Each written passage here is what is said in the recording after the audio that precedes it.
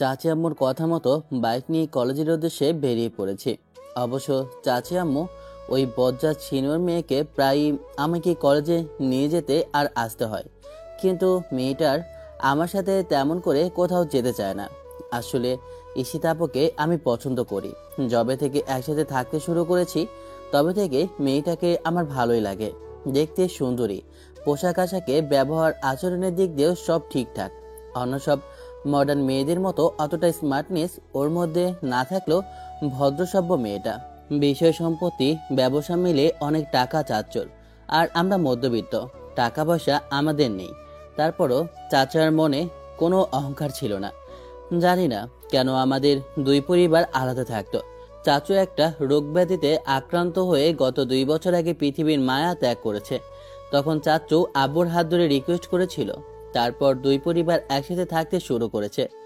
দাদু বেঁচে আছে, তাই চাচু মারা যাওয়ার পর দাদু বলে দিয়েছে তার বড় ছেলে নেই। এরপর তার মৃত্যু অবধি যেন তার পুরো পরিবারকে একসাথে দেখে। তাই দাদু সেই পুরনো বাড়িতে গিয়ে এখন সবাই একসাথে থাকে। মাঝখানে কি হয়েছিল জানি না, তবে আব্বু আর চাচু একসাথে থাকতো না। চাচুর অত বড় একটা বাড়িতে দাদুর কথা মানতে আব্বু সেখানে ওঠেনি। আমি, আব্বু আম্মু আর আমার একটা ছোট বোন। ওটা ছোট নয়, একদম গোবিন্দর মতো। এবার ইন্টার এক্সাম শেষ করেছে। পড়ালেখায় বোনটা খুব ভালো, পরিবারের পরিচয় দিয়েছি। এবার যার জন্য এত কিছু তার পরিচয় দেই। ঈশিতা আপুরা 2 বোন, ওদের কোনো ভাই নেই। সেক্ষেত্রে ওদের সম্পূর্ণ দায়িত্বটা এখন আব্বু নিয়েছে। দাদুর কথাতেই আব্বু ঈশিতা আপুদের ব্যবসার দায়িত্ব নিয়েছে। চাচি আম্মু আমাকে বলেছিল ওদের ব্যবসায় বসতে, কিন্তু আমি চাই না পরবর্তীতে এ নিয়ে কোনো কথা হোক। তাই বড়সড় ব্যাপার। আজকে হয়তো বা কিছু বলছে না, গতকালকে কিছু বলতে দুবারও ভাববে না। টাকা পয়সার ব্যাপার, এলোমেলো হলেই কথা শুনতে হবে। এদিকে ওদিকে চাকরির খোঁজ করে বেরিয়েছিলাম। পড়ালেখাটা ছাড়িনি, এখনো চালিয়ে যাচ্ছে। এই বাড়িতে আসার পর থেকে ঈশিতা আপুকে আমার ভালো লাগে। মধ্যবিত্ত বলে তেমন কিছু বলতে পারি না। বেলজ্জা বেশরমের মতো বারবার ওনার আশেপাশে ঘুরঘুর করি। মেয়েটা আমার থেকে 6 বছর 2-1 বড়, তাই আপু বলেই ডাকে। ও আমাকে বিরক্ত মনে করে সেটা চাই না, তবে চাচি আম্মু আমাকে প্রায়ই ঈশিতা আপুকে নিতে আসতে বলে। কিছু ছেলে নাকি ঈশিতা আপুকে ডিস্টার্ব করে। প্রতিদিনের মতো আজকে বাসায় আছে বলে চাচি আম্মুর কথায় কলেজে চলে আসলাম। মেয়েটাকে দেখলাম না ক্যাম্পাসের কোথাও। ক্লাসের সামনে গেলাম, কিন্তু আশ্চর্য ব্যাপার, মেয়েটা সেখানেও নেই। কোথায় গিয়ে বসে আছে কে জানে। মেয়েদের এই হচ্ছে এক স্বভাব, কোথাও একদণ্ড থাকবে না। আরো কিছুটা এগিয়ে আসলাম। ঈশিতাপুর একটা বান্ধবী দাঁড়িয়ে আছে। এগিয়ে গিয়ে মেয়েটার সামনে দাঁড়িয়ে বললাম, আপু আপনার বান্ধবী কোথায়? ঈশানের কথাতে মেয়েটা কেমন করে যেন একটু ভয় পেয়ে গেল। শুকনো একটা ঢোক গিলল। তখন ঈশান নিজেই বলল, কলেজের পেছন দিকটা আছে তো, ঠিক আছে আমি গিয়ে দেখছি। মেয়েটা কোনো রকমে মাথা নেড়ে উত্তর দিলে ঈশান সেদিকে চলে গেল। কয়েক মিনিট হেঁটেই যখন কলেজের পিছন দিকটায় আসলো, বুঝতে পারলো ঈশিকা আপু আরেকটা ছেলে দাঁড়িয়ে আছে।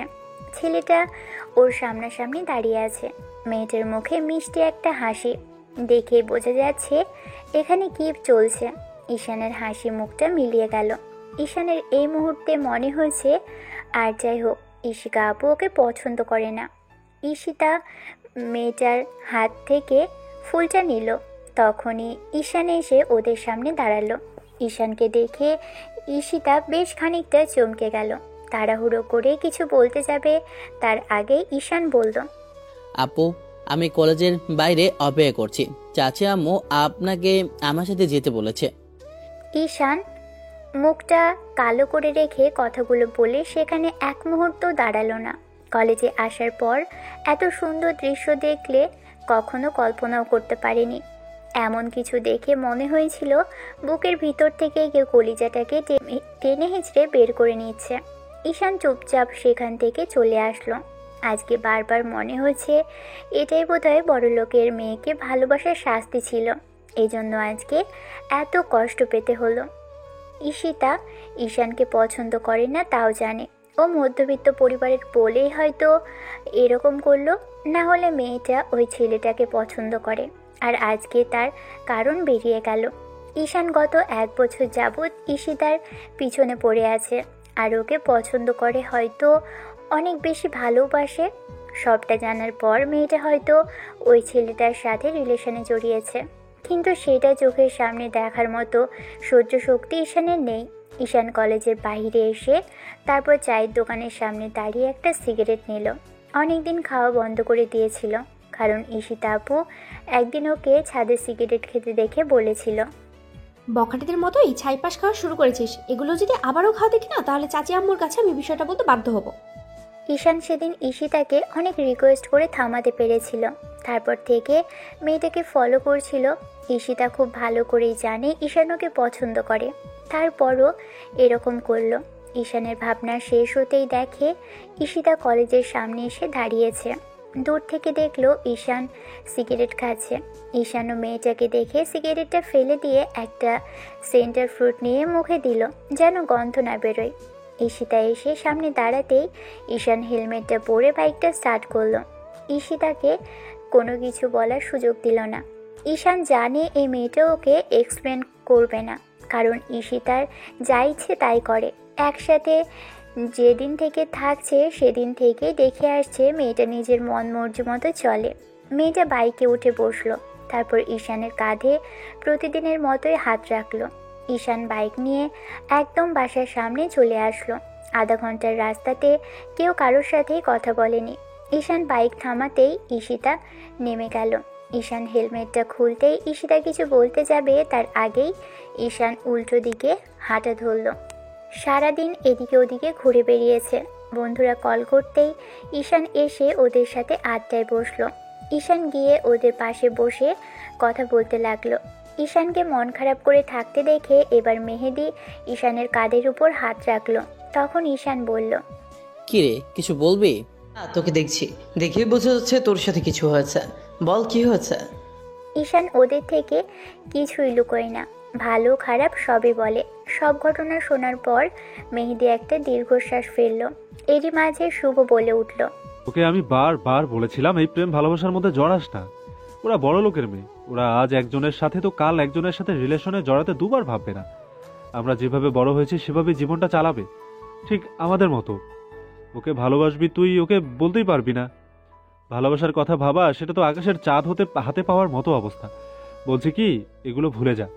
তুমি মধ্যবিত্ত, এটা মনে রাখো। এখন পরিবারের দায়িত্ব নেই। কতদিন আঙ্কেল ওদের বিজনেস সামলাবে? কাল দেখবি ঈশিতা ঠিকই বলবে ওদের বিজনেস থেকে সরে দাঁড়াতে। তখন আঙ্কেল আবার খালি হাত পা হয়ে যাবে। এখন একটা চাকরির ব্যবস্থা কর। ঈশান একটা সিগারেট নিয়ে মুখে দিল। অনেকদিন খাওয়া হয় না দেখে ওরা অবাক হয়ে তাকিয়ে রইল। তখন ঈশান বলতে লাগলো, ভাবছি ভুল হয়েছে আমার। এত বড় ভুলটা আমি করলাম কি করে? তোরা ঠিকই বলেছিলি যে বড়লোকের কোনো মেয়ে গরিব ঘরের কোনো ছেলেকে ভালোবাসতে পারে না। সেটা খুব ভালো করেই বুঝতে পারছি। তবে যাই হোক, ও যেটা চাইছে সেটাই হোক। এখন থেকে ওর থেকে দূরে দূরেই থাকি, সেটা আমার জন্য খুব বেশি ভালো হবে। বন্ধুদের সাথে আড্ডা দিয়ে একেবারে সন্ধ্যার মুখে বাসায় ফিরল ঈশান। ভিতরে আসতেই খেয়াল করলো ঈশিতারা দুই বোন আর ওর বোন ডাইনিং রুমে বসে আড্ডা জমিয়েছে। ঈশানকে ভিতরে ঢুকতে দেখে আম্মু এসে ওকে জিজ্ঞেস করলো কোথায় ছিল। তখন ঈশান উত্তর দিয়ে বলে যেতে নিলে এবার ঈশানের ছোট বোন সুইটি এসে ঈশানের সামনে দাঁড়ালো। ঈশান ওর মুখের পাশে হাত রেখে বলতে শুরু করলো, কি রে আপু, কিছু বলবি? সারাদিন এদিকে ওদিকে কোথায় থাকো? বাসায় তো একটু থাকতে পারো। কোনো জব টব তো পাচ্ছ না, তাই বলে বখাটেদের মতো ঘুরে বেড়ালে খুব বেশি ভালো দেখাবে। চাকরির খোঁজ করছি, সেজন্য এদিকে ওদিকে চটে বেরিয়েছি। তোর কিছু লাগলে বল, আমি এনে দেব। তারপর এসব বলিস না। সব সময় বসে থাকতে কি ভালো লাগে নাকি? না, আমার কিছু লাগবে না। এলোমেলো অগোছালো জীবন আর কদিন? তোমায় তো গুছিয়ে নিতে হবে, তাই আব্বু থাকতে থাকতে সবটা গুছিয়ে নাও। আব্বু বলছিল তোমার বিয়ের কথা। এগুলো বলার জন্য ওরা আছে, তোকে এত পাকনামি করতে হবে না। যেটা করছিলি কর। অন্যদিন হলেই ঈশান গিয়ে ঈশিতার পাশে বসে পড়তো। ঈশিতাও রাগী চোখে ঈশানের দিকে তাকাতো, কিন্তু আজকে সেটা করলো না। তখনকার মতো মুখটা কালো করে চলে গেল। তারপর খাওয়ার সময় হতেই ঈশান এসে খাবার টেবিলে বসলো। খাবার খেয়ে নিল, কিন্তু কোনো কথা বলল না। ঈশান আসার পর দেখেছে ঈশিতা ওর সামনে বসেছে। ঈশান একটাবারও মেয়েটার দিকে নজর দিল না। মেয়েটা খুব ভালোভাবেই পর্যবেক্ষণ করে দেখেছে যে ছেলেটা ওর সাথে কোনো কোনো কথা বলছে না, আর না ওই ঘটনার পর থেকে ওর দিকে তাকাচ্ছে। কি হয়েছে ছেলেটার? কথাগুলো ভেবেই ঈশিতা ফ্যাল করে ঈশানের দিকে তাকিয়ে রইল। ঈশিতা খাবার খাচ্ছে না দেখে ঈশিতার আম্মু বলতে লাগলো, কি হলো মামুনি? এভাবে খাবার নাড়াচাড়া করলে হবে? খাও। না আম্মু, আসলে খেতে ভালো লাগছে না, তাই আর কি। সে কি কথা মামনি? তোমার পছন্দের ডিম রান্না করলাম, এখন বলছো খেতে ভালো লাগছে না? আসার পর তো বললি এইটা খাবি ওইটা খাবি, সবাই তো করলাম, তাহলে খাবি না কেন? রান্না ভালো হয়নি মামনি? না চাচি আম্মু, তেমন কিছু না, আমার খেতে ভালো লাগছে না তাই। ঈশিতা সেখান থেকে চলে গেল। তারপরও ঈশান একটাবারও ওর দিকে তাকালো না। ঈশিতা আর চোখে ওর দিকে তাকালো। এরকম ইগনোরটা প্রথম দিনই নিতে পারলো না। ঈশান ভাবলো হয়তো বয়ফ্রেন্ডের সাথে কথা কাটাকাটি হয়েছে। খাওয়া শেষ হতেই ঈশান যখনই রুমে আসলো তখনই আব্বু বলতে লাগলো। শোন, ঈশান ডাইনিং রুমে আব্বুর পাশে গিয়ে বসলো। সবাই সেখানে আছে, শুধু বাচ্চারা সেখানে নেই। ঈশান বসতেই আব্বু বলতে লাগলো, তোর দাদু সিদ্ধান্ত নিয়েছে ঈশিতা বড় হয়েছে, আজ বাদে কাল বিয়ে দিতে হবে। প্রাপ্তবয়স্ক একটা মেয়ের এদিক ওদিক ঘুরে বেড়ানো ঠিক না, দিনকাল ভালো না, তাই তোর দাদু বলছিল ঈশিতার জন্য পাত্র দেখবে। এখন তুই কি বলিস? তোর চাচি আম্মু বলল বাসার সবাইকে একসাথে থাকলে যেন সবার সিদ্ধান্ত নেওয়া হয়, তাই তোকে ডাকলাম। ঈশান কোনো রকমে হেসে জবাব দিল, আমি ছোট মানুষ, আমি আবার কি বলবো? তোমরা যেটা ভালো বোঝো করো। এই কথা বলে এড়িয়ে যাওয়ার চেষ্টা করো না। ও তোমার বোন, এটা মাথায় রেখো। সুইটি যেমন তোমার বোন, তেমনি যেন তোমার কাছে আমার 2 মেয়েও তোমার বোন হয়। সব শেষে কথা হচ্ছে তুমি নিজে দায়িত্ব নেবে। তোমার কোনো চাচাতো ভাই নেই, এখন তোমাদের সব করতে হবে। আর হ্যাঁ, ছেলে দেখার পর ছেলে কোথায় থাকে, কি করে, কেমন, সেটা খোঁজ খবর কিন্তু তোমাকেই নিতে হবে।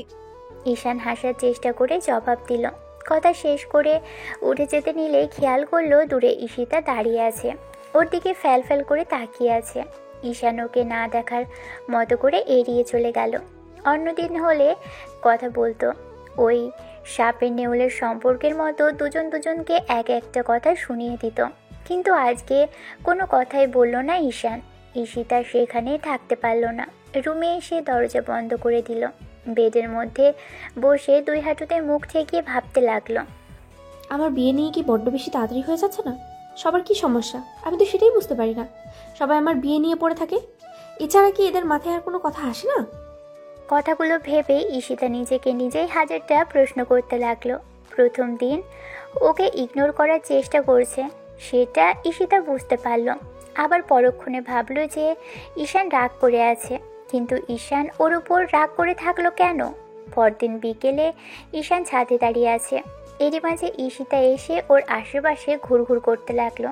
ঈশান ওকে আর চোখে দেখে ফোন ঘাটাঘাটিতে মনোযোগ দিল। তারপরও মেয়েটার সাথে কোনো কথা বলল না। অন্যদিন হলে নিজে থেকেই কথা বলার চেষ্টা করত, হাজারটা কথা বলে রাগিয়ে দিত, আর আজকে তা করলো না।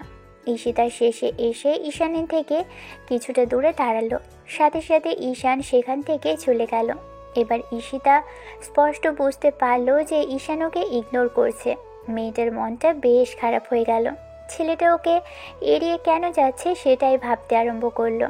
একটা পিচি ছেলে ওকে ইগনোর করছে, কথাগুলো ভেবেই মেয়েটার রাগ হলো খুব। কিন্তু কালকের ঘটনার জন্য যে ঈশান ওকে এরকম ইগনোর করছে সেটা একটাবারও ভাবলো না। উল্টো মেয়েটার মনে হতে লাগলো, কি জানি কোন শাকচুন্নির প্রেমে পড়েছে হয়তো, তাই আমাকে ইগনোর করছে। তুই কি মনে করেছিস আমি তোকে প্রেমের প্রস্তাব দিব? তুই কথা না বললে আমি কেঁদে কেটে একাকার হব? কখনোই না। ঈশিতা ঈশানকে হাজারটা বকা দিল। ঈশান ওর থেকে দূরে থাকার চেষ্টা করলো, কিন্তু কোনো কাজ হলো না। চাচি আম্মুর কথা মতো আবারও ঈশিতাকে আনতে গেল। আজকে আর বাইক নিয়ে গেল না, বাসের গাড়িটা নিয়ে আসলো। ঈশান আর চায় না ঈশিতা ওর কাছাকাছি আসুক, মায়া বাড়ানোটা থেকে মায়াটা কাটিয়ে ওঠা ভালো। কথাগুলো ভেবেই ঈশান বাসের গাড়ি নিয়ে কলেজের সামনে এসে উপস্থিত হলো। গিয়ে আরও সেই মেয়েটাকে খুঁজতে আরম্ভ করলো। ক্লাসের সামনে আসতেই মনে হলো আবারও যদি ওরকম কোনো পরিস্থিতিতে দেখে মোটেও ভালো লাগবে না। কথাগুলো ভেবেই এবার ঈশান ক্লাসের সামনে দাঁড়ালে ওকে দেখে নীলা বেরিয়ে আসলো। ঈশান ওকে জিজ্ঞেস করলো, আপু, আপনার বান্ধবী কোথায়? ওনাকে একটু ডেকে দেবেন। উনি হয়তো কোনো কাজে ব্যস্ত আছে, তাই কোথায় আছে জানলে একটু ডেকে দিন না প্লিজ। ঈশানের কথাতে নীলা কিছুটা অবাক হলো। অন্যদিন হলে জিজ্ঞেস করে সেদিকে দৌড়ে যেত, কিন্তু আজকে আবার ঈশান কথাটা বললেই নীলা কোথাও একটা চলে গেল। 5 মিনিট পর ঈশিতার সহ দুজনে এসে দাঁড়াতেই ঈশান বলতে লাগলো, আমি বাইরে অপেক্ষা করছি, আপনার কোনো কাজ বা ক্লাস থাকলে শেষ করে আসুন। ঈশান গিয়ে বাইরে দাঁড়িয়ে রইল। ঈশিতা ওর দিকে তাকিয়ে ফ্যালফ্যাল করে তাকিয়ে রইল। এমন করে তাকিয়ে থাকতে দেখে নীলা জিজ্ঞেস করলো। তখন ঈশিতা বলল, জানি না রে ওর কি হয়েছে, কয়েকদিন যাবৎ কথাই বলছে না, এড়িয়ে যাওয়ারই চেষ্টা করছে। কি হয়েছে জিজ্ঞেস করলেই তো হয়। প্রতিদিন জিজ্ঞেস করে কোথায় আছিস, তারপর সেদিকে চলে যায়। আর আজকে এরকম করে তোকে ডেকে পাঠাতে বললো, তাই আর বারণ করতে পারলাম না। সেদিন আমাকে আর রাফিনকে একসাথে দেখেও কিছুটা ভুল বুঝেছে, তাই আমার সাথে কথাই বলতে চাচ্ছে না। রাফিন মানে? রাফিন কেন তোর সাথে থাকবে? আর কিভাবে দেখেছিস? সেদিন রাফিন প্রপোজ করেছিল আমাকে, তখনই এমন কিছু দেখে হয়তো ওর খারাপ লেগেছে, সেই জন্যই কথা বলতে চাইছে না। তাহলে তো ভালোই হয়েছে, ঈশান তোর সাথে আর জোর জবরদস্তি করে কথা বলবে না। তাছাড়া ওর কথা চিন্তা করে কী লাভ, পরবর্তীতে যা হবে দেখা যাবে। তোর বিয়ে হয়ে গেলে এসব নিয়ে আর ভাবতে হবে না। ঈশিতা অসহায় চোখে নীলার দিকে তাকিয়ে রইল। কিছু বলতে গিয়েও বলতে পারল না। ঈশিতা চুপ করে আছে দেখে নীলা আবারও বলতে লাগলো, দেখ ওরা মধ্যবিত্ত, তাই হয়তো তোর সাথে কথা বলতে ভয় পায়। ওর আব্বুর সাথে তোর আব্বুর বেশি ভালো সম্পর্ক ছিল না, তোর দাদুর কারণেই ওরা এই বাড়িতে উঠেছে। তারপরও তোদের কোনো সুযোগ সুবিধা ব্যবহার করে না। পাছে তোরা এরকম কিছু না বলিস, সেই জন্যই হয়তো ঈশান ভয় পায়। নীলা ঈশিতাকে আর কিছু বলার সুযোগ না দিয়ে সেখান থেকে চলে গেল। ঈশিতা ক্লাস থেকে ব্যাগটা এনে গুটি গুটি পায়ে এসে কলেজের বাইরে আসলো। ঈশান গাড়ির সাথে পিঠে গিয়ে ফোন চালাচ্ছে। ঈশিতা এসে ওর সামনে দাঁড়াতেই ঈশান গাড়ির ডোর খুলে দিতেই ঈশিতা উঠে গেল। ঈশান দরজাটা লক করে দিয়ে তারপর ড্রাইভিং সিটের সাথে হেলান দিয়ে বসলো। ঈশান ফোন চালাচ্ছে চুপচাপ বসে। ঈশিতা ওকে কথা বলতে না দেখে এবার নিজেই বলতে লাগলো, ঈশান, আসলে সেদিন আমি... জি আপু। ঈশানের মুখে আপু আর আপনি কথাটা শোনার সাথে সাথে ঈশিতা থমকে গেল। ঈশান ওকে কিছু বলার সুযোগই দিল না। তারপরও ছেলেটা কোনো কথা না বলে ফোন চালাতে মনোযোগ দিয়েছে, যেন ওর কথাতে কিছু মনেই করেনি। ঈশিতা সেটা লুকিং গ্লাসে স্পষ্ট দেখতে পেল, কিন্তু ঈশানও কোনো জবাব করলো না। অন্যদিন হলে হাজারটা কথা বলতো। বাসার সামনে আসতেই ঈশান গাড়ির দরজাটা খুলে দিল। মেয়েটা নেমে দাঁড়াতেই ঈশান বাইকের কাছে চলে গেল। ঈশান জানে সামান্য একটা কারণে ছেলেটা ওকে কেন এত ইগনোর করছে, কিন্তু কেন জানি ঈশিতার ভালো লাগছে না, একদম অস্বস্তি লাগছে ঈশানের কাজে। বিকেলের দিকে বাসায় আসতে খেয়াল করলো ঈশিতা ডাইনিং রুমে নেই, তাই ঈশান ডাইনিং রুমে বসে পড়লো আর ওর আম্মুকে উদ্দেশ্য করে বলতে লাগলো, আম্মু, একটা কফি দিও। ঈশান বসে ফোনটা ঘাটাঘাটি করতে লাগলো। ঈশান আর ঈশিতার বোন বসে হাজারটা কথা বলছে। ঈশান কোনো কথার উত্তর দিচ্ছে না, আর কোনো প্রশ্নও করছে না। এরই মাঝে ঈশিতা ঈশানকে ডেকে দোতলা থেকে নিচে নেমে আসলো। ঈশানকে দেখেও এগিয়ে এসে যখনই সামনাসামনি বসলো, ঈশান একবারও মেয়েটার দিকে তাকালো না। ঈশান এক মনে ফোন চালাচ্ছে। আম্মু এসে কফি নিয়ে সামনে দাঁড়াতেই তখন ঈশান হাত থেকে কফিটা নিল। আম্মু চলে যেতে নিয়ে ঈশিতাকে জিজ্ঞেস করলো, মামনি তুমি কি খাবে? না ছোট আম্মু, আমি কফি টফি কিছু খাবো না, তুমি যাও রান্না করো। দুজনের কথাতেই ঈশান তারপরও ওদের দিকে তাকালো না। কফিটা খাচ্ছে আর মনোযোগ দিয়ে ফোন চালিয়ে যাচ্ছে। ঈশিতা আমতা আমতা করতে লাগলো কিছু বলার জন্য, কিন্তু ঈশান সেটা বুঝতে পেরে চলে যেতে নিলেই নীরবতা ভেঙে ঈশিতা বলল, তোমার সাথে কথা আছে আমার ঈশান। ঈশানের রেসপন্স নেই দেখে ঈশিতা আবারও বলতে লাগলো, কি হলো, কথা বলছো না যে? তোমাকে কিছু বলেছি আমি ঈশান, আমার তোমার সাথে কথা বলতে হবে। আমাকে বলছেন? ঈশান খানিকটা অবাক হয়েছিল মেয়েটার মুখে তুমি কথাটা শুনে, তারপরও চুপ করেছিল। কী বা বলবে ঈশানের সেটা জানা আছে। ও জানে কালকে কথাগুলোই হয়তো বলবে। তখন ঈশান বলতে লাগলো, বুঝতে পেরেছি, কলেজে আনতে যেতে বারণ করবেন তো? ঠিক আছে, যাব না। কিন্তু চাচি আম্মু বলে আমি তো আবার ফেলতে পারি না, তারপরেও না যাওয়ার চেষ্টা করব। চাচি আম্মু বলে আমার কিছু করার থাকবে না। আমি একবারও বলিনি আমি কলেজে যেতে বারণ করব। না শুনলে কি করে বুঝতে পারবে যে আমি কি কথা বলবো? এগুলোই তো বলেন, এছাড়া বাইরে আর আমাদের মাঝে কি এমন কথা হয়? ঠিক আছে, বলুন। এখানে নয়, ছাদে কিংবা আমার রুমে চলো ঈশান। ঈশান এবার ওর বোনের দিকে তাকালো। খেয়াল করলো ওরা কেমন যেন অবাক চোখে তাকিয়ে আছে। ঈশিতা উঠে সেখানে থেকে চাঁদের দিকে চলে যেতে নিলে ঈশান বসে থেকে ফোন ঘাটাঘাটি করতে লাগলো। তখন ওর বোন বলতে লাগলো, দাঁড়িয়ে আছিস কেন? আপু ছাদে যেতে বললো, যা গিয়ে কথা বলে আয়। ঈশান একটু রাগি চোখে তাকাতেই বোন একটা হাসি দিল। তখন ঈশান উঠে কিছুক্ষণ বাদে ছাদে এসে দেখলো ঈশিতা খোলা চুলে দাঁড়িয়ে আছে। ঈশান এসে ওর থেকে কিছুটা দূরে দাঁড়ালো। ঈশিতা ওর দিকে ফিরল। ঈশান ভাবতেও পারেনি যে ঈশিতা ওর উপস্থিতি টের পেয়ে যাবে। হয়তোবা বয়ফ্রেন্ডের কথা ভাবছিল, এমন কিছু চিন্তা করছিল। এবার ঈশান ফোনটা হাতে নিয়ে আবারও ঘাটাঘাটি করতে লাগলো। ঈশিতা এখনও কথা বলছে না, শুধু ঈশানের এরকম কাণ্ড দেখে যাচ্ছে। ওর সাথে কথা বলার জন্য ওকে এখানে আনলো, আর ছেলেটা কিনা সেই আগের মতোই ফোন ঘাটাঘাটি করছে। তাই ঈশিতা বলতে লাগলো, আমি তোমার সাথে কথা বলছি আর তুমি কিনা ফোন চালাচ্ছ? ফোনের মধ্যে কি এমন আছে যে আমার সাথে কথা বলা যাচ্ছে না? গার্লফ্রেন্ড রেখেছো নাকি বউকে রেখেছো? ঈশান এবার ঈশিতার দিকে তাকালো। মেয়েটা ওর হাত থেকে ফোনটা কেড়ে নিল। এবার ঈশান বলতে শুরু করলো, ফোনটা ভাঙবেন না প্লিজ, এটা সামান্য হলেও আমার কাছে যথেষ্ট। দয়া করে এরকম কাজ করবেন না, আমি আপনার কথা শুনছি। ঈশিতা ঈশানের হাতের উপরই ফোনটা সজোরে রাখলো। ঈশান ফোনটা পকেটে রেখে ওর দিকে আগ্রহ নিয়ে তাকিয়ে রইল। কোনো কথা বলছে না মেয়েটা। তারপর এদিকে ওদিকে তাকিয়ে একটা দীর্ঘশ্বাস ফেলে বলতে লাগলো, আমার সাথে এমন কেন করছো ঈশান? ঈশান আবারও আশেপাশে তাকালো অন্য কেউ আছে কিনা।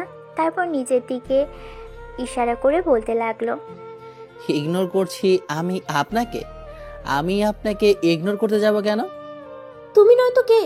আমি রোজ কার সাথে যাওয়া আসা করি, তুমি আমাকে ইগনোর না করলে কে করছে? আমি কি অন্য কারোর সাথে কথা বলছি? এত ভাব দেখিও না, কয়েকদিন ধরেই দেখছি তুমি আমার সাথে কথাই বলতে চাও না। আমি যেখানেই যাই এড়িয়ে চলো, এড়িয়ে যাও, আমার দিকে তাকাও পর্যন্ত না। তার উপরে কলেজে গেলে একটা কথা অবধি বলো না। আসা যাওয়ার কথা ছাড়া কি আমাদের মাঝে আর কোনো কথা থাকতে পারে না? এরকম কেন করতেছো? আমাদের মাঝে কি কথা থাকতে পারে? থাকতে পারে না পার্সোনাল কোনো কথা? চাইলে তো বোন এমন নয় যে আমি গার্লফ্রেন্ড ভাবছি না যে আপনাকে ইগনোর করব। আপনার উপর রাগ হবে, যার জন্য আপনাকে ইগনোর করে যাওয়ার চেষ্টা করব। ঈশানের কথাতে ঈশিতা চুপ করে রইল। কিছুক্ষণ যাবৎ ভেবে তারপর একটা দীর্ঘশ্বাস ফেলে বলল, ঠিক আছে, আমি বুঝতে পেরেছি। আসলে সেদিনের বিষয়টা। কোন দিনের কথা বলছেন? না মানে আসলে সেদিন ওই ছেলেটার সাথে আমাকে। ফ্রেন্ড কিংবা বয়ফ্রেন্ড হতেই পারে, সেটা আমাকে বলার কি আছে? তুমি আমার কথা শুনছো না কেন ঈশান? আমাকে বলতে দাও, তারপর না হয় কথা বলো। দেখুন আপু, আপনার পার্সোনাল বিষয় এটা। আপনি কার সাথে কথা বলবেন না বলবেন সেটা আপনার একান্তই ব্যক্তিগত ব্যাপার। আপনি আমাকে নিয়ে কেন টেনশন করছেন? আমি তো বুঝতে পারছি না কার সাথে কথা বলবেন না বলবেন সেটা আমাকে কেন বলতে হবে। আমি তো সেটাই ভাবতে পারছি না। ঈশান, তুমি আমাকে ভুল বুঝতেছো। সেদিন ওইরকম কিচ্ছু হয়নি, আমি সত্যি ওইরকম কিছু করিনি, বিশ্বাস করো। আমি বুঝতে পারছি না এখানে বিশ্বাস অবিশ্বাসের কি হলো, আর এসব কথাই বা কেন বলছেন? আমাকে একটু বুঝিয়ে বলবেন? তুমি ভাবছো আমি হয়তোবা ওর সাথে। আমি কিছু ভাবছি না, আর আমার ভাবতেও আপনার কিছু যায় আসে না। ঈশিতার খুব রাগ হচ্ছে ঈশানের প্রতি। একের পর এক ওকে কথা শুনিয়ে যাচ্ছে, একেবারে ওকে বলতেও দিচ্ছে না, আর ও কথাও শুনছে না। ইচ্ছে করছে ছেলেটার মাথাটা ফাটিয়ে দিতে। চুপচাপ কিছুক্ষণ দাঁড়িয়ে রইল। ঈশিতা কথা বলা শেষ করতে না দেখে ঈশান বলল, আপনার বলা শেষ? না বলতে আর পারলাম কই? তুমি আমাকে বলতে দিয়েছো? আমাকে এড়িয়ে যাওয়ারই চেষ্টা করছো। ঈশান, তুমি না আমাকে পছন্দ করতে, তাহলে? এবার ঈশিতার চোখে চোখ রেখে কথাগুলো বলল ঈশান। ওর মুখের দিকে তাকিয়ে রইল। ঈশান একটু হাসার চেষ্টা করে বলতে শুরু করলো, আমি তাও আবার আপনাকে? আপনি আমার চাচাতো বোন, সিনিয়র, বড় লোকের মেয়ে। এসব কখনো সম্ভব না। এসব আপনার ভুল ধারণা আপু। কোনটা আমার ভুল ধারণা আর কোনটা সঠিক সেটা আমি জানি। দুদিন আগেও আমার পিছনে পড়েছিলে, সব সময় আমার পিছনে লেগে থাকতে, সেটা আমার ভুল ধারণা? নাকি বারবার আমার আশেপাশে ঘুরঘুর করতে, আমাকে বলার চেষ্টা করতে, সেটা আমার ভুল ধারণা ঈশান?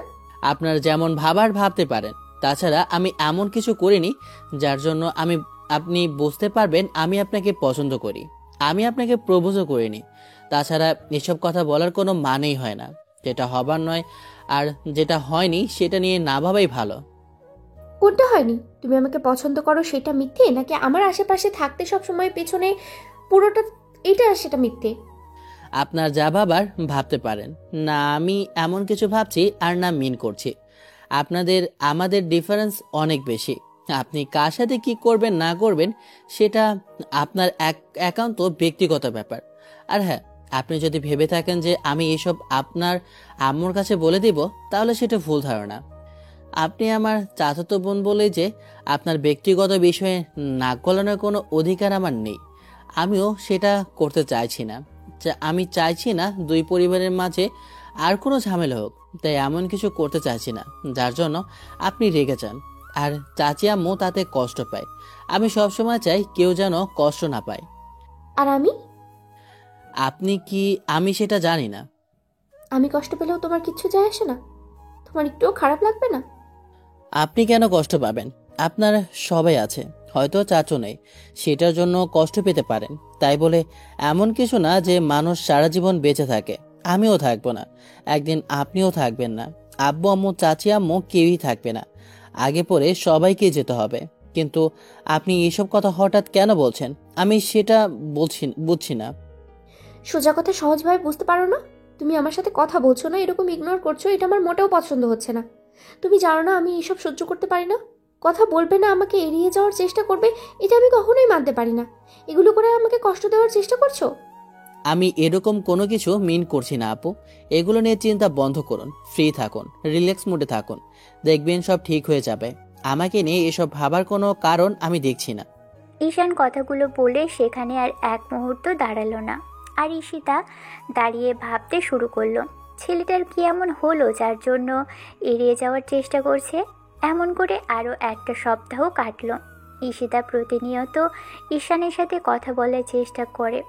এখন ঈশানের প্রতি বিরক্তিটা কমেছে। এখন বিরক্তিটা হয় ওর এরকম ইগনোর করাতে। আগে নিজেই ইগনোর করে চলার চেষ্টা করলে ঈশান সবসময় ওর আশেপাশে ঘুরঘুর করত। সেটার জন্য মেয়েটাও কি বিরক্তি মনে করত। এখন তার উল্টোটা হয়েছে। এরকমটাই হয়। আপনি আজ যাকে ইগনোর করার চেষ্টা করছেন, কাল সে আপনাকে ইগনোর করবে। আর উপরওয়ালা কোনো কিছুই এত সহজে ছেড়ে দেন না। তিনি সবটা মনে রাখেন। একটা সময় ওর জন্য বড্ড বেশি পাগলামি করত। যেটা বলতো সেটাই করতে হতো। এখন আর এমন হচ্ছে না। ঈশিতা ঈশানের সাথে কথা বলতেই পারছে না। প্রতিদিনের মতো আজকেও ডাইনিং রুমের সামনে বসেছিল। এরই মাঝে ঈশিতা এসে ঈশানের পাশে বসলো। ঈশান ওর দিকে তাকালেও ঈশান কোনো কথা বলল না। ঈশান ওর দিক থেকে কিছুটা সরে গেল। ঈশিতার এবার বেশ রাগ হলো। প্রতিদিন কেন ছেলেটা ওর সাথে এরকম কিছু করবে? তার উপর কয়েকদিন যাবৎ দেখছে ওরে নাটকটা। ঈশিতা ঈশানের দিকে তাকিয়ে রইল। এই একটা সপ্তাহ যাবৎ মেয়েটা বারবার ওকে বলছে ঈশান ওকে পছন্দ করত। তাহলে কি মেয়েটার এগুলো নিয়ে এখন ভাবছে? ঈশান চাইছে না এগুলো নিয়ে কোনো কথা হোক। যেখানে ঈশান জানে মেয়েটার একটা ছেলের সাথেও সম্পর্ক আছে, দেখেই বোঝা যাচ্ছিল ওদের মাঝে রিলেশন আছে, তাহলে এগুলো কোনো মানেই হয় না। ঈশান এসব ভাবতে চাইছে না। নিজের মতো করে বসে আছে আর টিভি দেখছে। এরই মাঝে ঈশিতা ঈশানের হাতের উপর হাত রাখলো। ঈশান ওর হাতটা ছাড়িয়ে নিয়ে উঠে গেল। আর ঈশিতা ফ্যাল করে ওর যাওয়ার দিকে তাকিয়ে রইল। ছেলেটা ওকে কেন ইগনোর করছে ভাবতেও পারছে না। ও মানতে পারছে না যে ছেলেটা দুদিন আগে ওকে এরকম করে ভালোবাসার কথা বলে গেছে, সেই ছেলেটাই ওকে এখন ইগনোর করার চেষ্টা করছে। ঈশান বাইকের চাবিটা নিয়ে বাইরে বেরিয়ে গেল। ঈশিতা নিজের রুমে এসে কিছুক্ষণ মাথার চুলগুলো খামচে ধরে কান্না করলো। কেন এরকম করছে ঈশান? ঈশিতার সাথে সেটা মানতেই পারছে না, কিন্তু ওকে ভালোবাসে কিনা সেটা জানে না। তবে ছেলেটা যে ওকে ইগনোর করছে সেটা খুব ভালো করেই বুঝতে পারছে। আর সেদিনের ওই ঘটনাটা যে ঈশানকে এরকম করে ইগনোর করতে বাধ্য করছে ঈশিতা, সেটা খুব ভালো করে বুঝতে পারল। কিছুতেই যে ওর সাথে কথা বলতে চাইছে না। ঈশান সেদিন বন্ধুদের আড্ডায় বসে কথা বলছিল, তখনই বন্ধুরা আবারও ঈশিতার বিষয়টা ওঠালো। তখন ঈশান বলতে লাগলো, খুব শীঘ্রই ওর বিয়েটা হয়ে যাবে। ঈশিতার বিয়ের জন্য পাত্র দেখা হচ্ছে। আমি এসব নিয়ে ভাবতে চাইছিলাম না, তোরা তো এটাই বলেছিলি, আমিও সেটাই মেনে নিয়েছি। মধ্যবিত্তদের পছন্দ অপছন্দ বলতে কিছু থাকে না। তাহলে ভালোবাসতি সেটা? আমাদের আবার কাউকে ভালোবাসার অধিকার আছে নাকি রে?